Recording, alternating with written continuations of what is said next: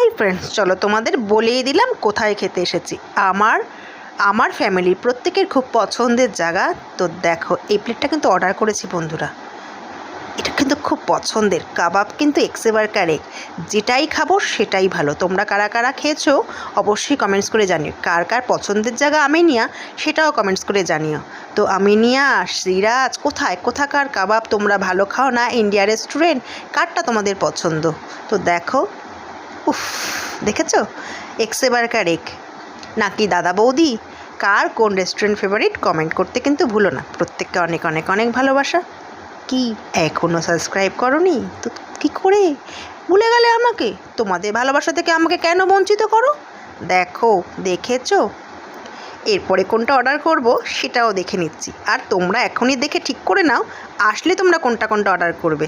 কার কার পছন্দের মেনু আমার সাথে মিললো কমেন্টস করতে কিন্তু ভুলো না।